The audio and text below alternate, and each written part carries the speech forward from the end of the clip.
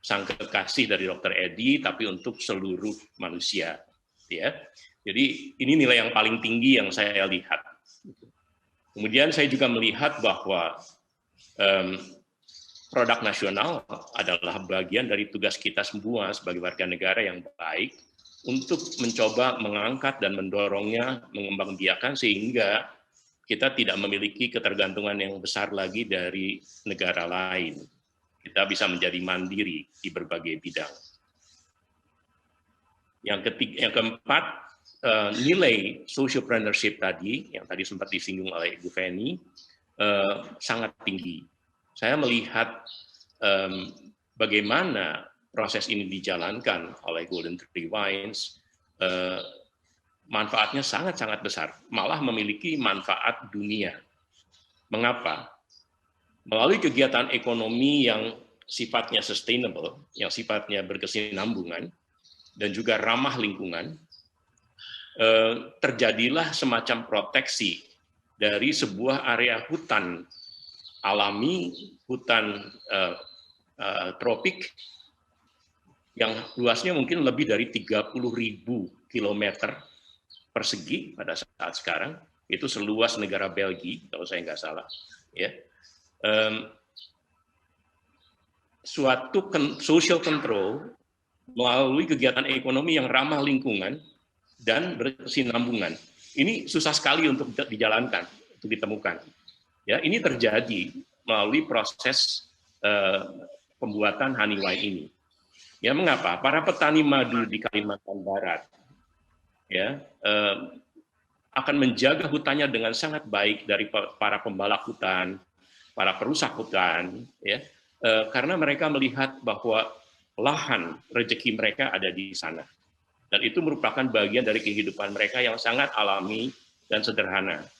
Ya, semoga pemerintah juga mengamati ini dengan baik dan juga memberikan perlindungan-perlindungan yang dibutuhkan.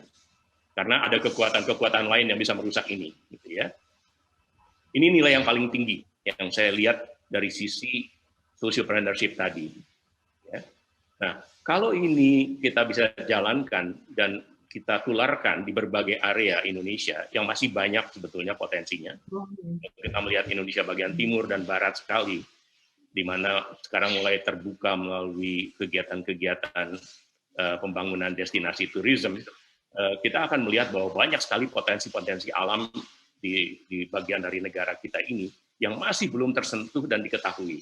Saya yakin Dr. Edi akan juga melanjutkan inisiatif mulianya ini ke area-area yang lain yang berhubungan dengan penciptaan enzim dan prebiotik tadi, karena areanya pasti sangat-sangat luas. Gitu. Ya, itu yang saya lihat dengan sangat gamblang dan mengapa saya mengatakan bahwa ini sebuah anugerah, sebuah berkat untuk saya boleh berbisnis dengan Golden Three Wines. Ya. Saya ucapkan terima kasih pada Pak Edi yang sudah mau mengajak saya untuk bekerja sama. Ya.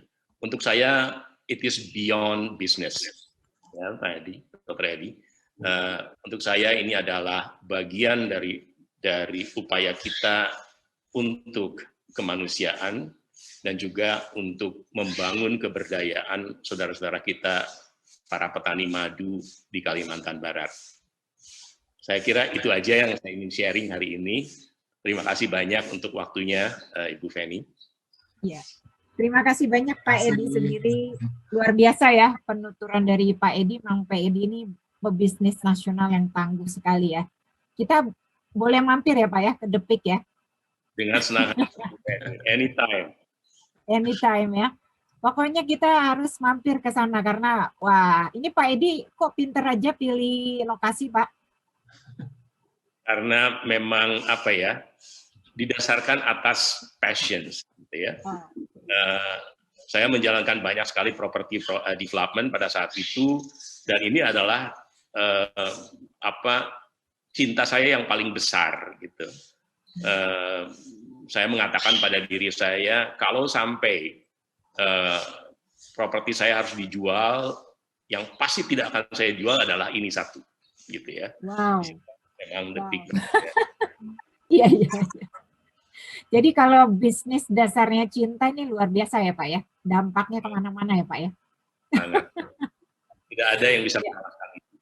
Iya, betul, betul. Terima kasih banyak Pak Edi atas waktu dan kehadirannya. Jadi Dokter Edi, bagaimana harapan Dokter Edi ke depan nih untuk anak yang berumur 2 tahun ini? Ya, terima kasih Bu Feni ya. Ya saya tadi saya ketemu Pak Edi ini di BNI ya, Business Network International ya. Di situ jaringan para pengusaha yang mereka punya visi yang sangat besar ya.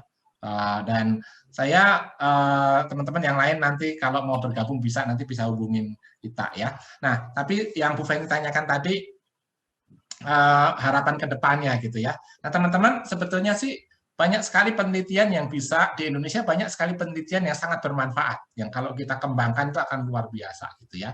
Nah, kalau buat saya sendiri saya punya passion di penelitian-penelitian termasuk Honeywine ini itu satu penelitian akan memberikan layak kita kembangkan itu kalau ada 4 pilar gitu ya. Nah, apa itu? Pilar yang pertama yaitu memiliki health impact terhadap kesehatan itu ya. Nah, karena background saya penelitiannya di bidang medis ya dan herbal, jadi kalau makin besar health impact-nya itu kita layak perjuangkan tuh. Tapi apakah itu cukup? Menurut saya belum cukup gitu ya. Banyak yang punya healthy impact itu, tapi yang kedua ini penting juga, yaitu punya social impact. Tadi Pak Edi cerita ya. Nah, kalau ini kita kembangkan berdampak enggak untuk masyarakat yang lain gitu ya.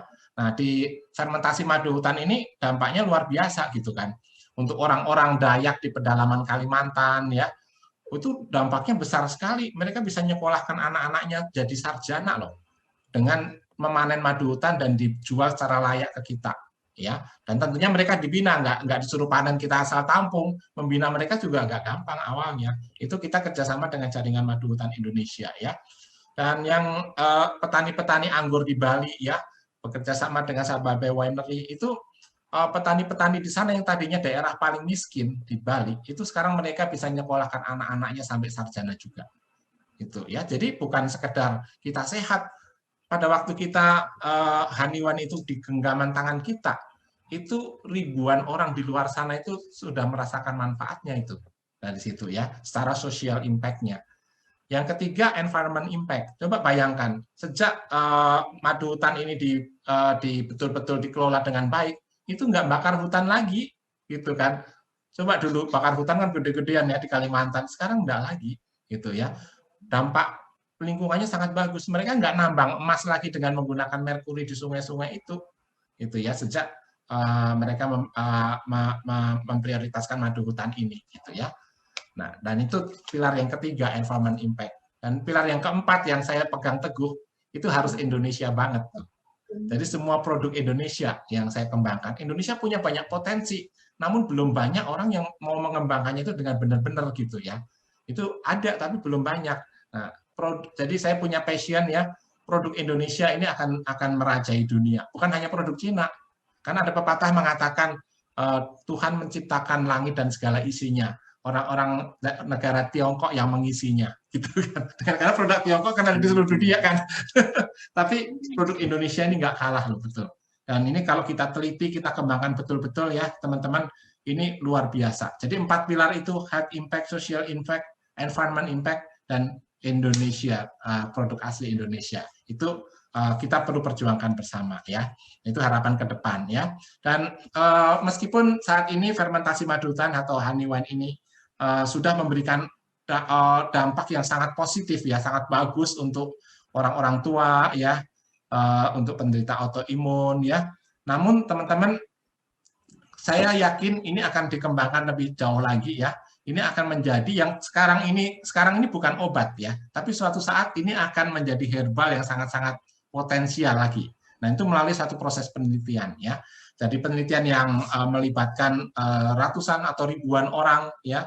Dan suatu saat saya berharap akan ada funding ya, ada dana dari luar negeri atau dalam negeri yang akan membiayai penelitian-penelitian seperti ini, teman-teman ya.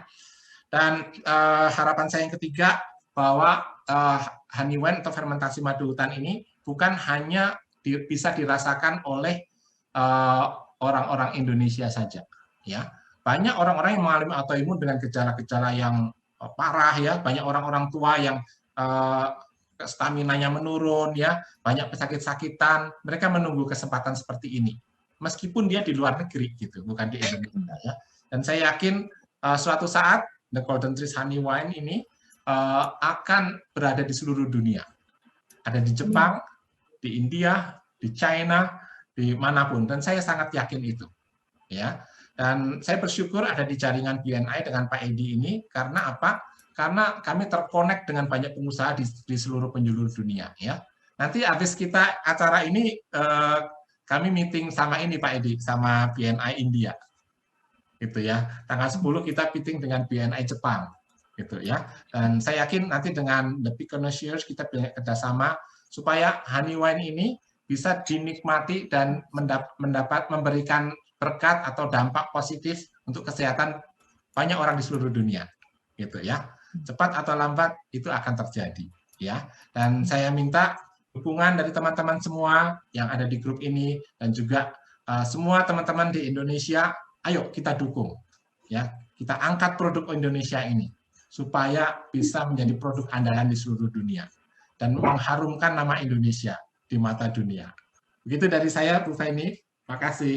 Terima kasih banyak. Ini kalau passion-nya kuat begitu, pasti kita akan ada di berbagai tempat di dunia ya, selain di Indonesia ya.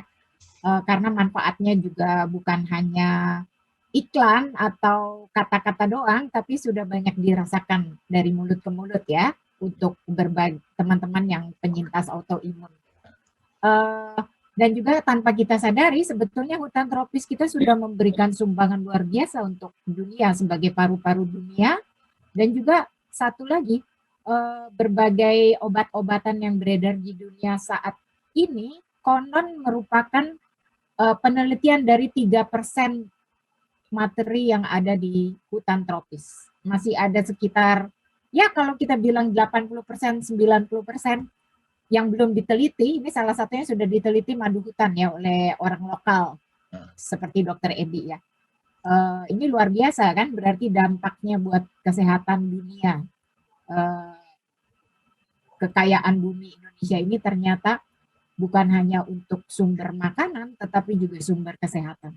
Berikutnya, kita juga mau mendengarkan salah satu founder dari The Golden Trees Honey Wine, Ibu Eva Rianti Utapaya, yang sejak dulu juga terkenal karena selalu mau mendukung atau memunculkan produk-produk lokal unggulan. Ibu Eva ini nggak bosan-bosan dan nggak pernah putus asa sejak berapa puluh tahun yang lalu ya Bu Eva ya.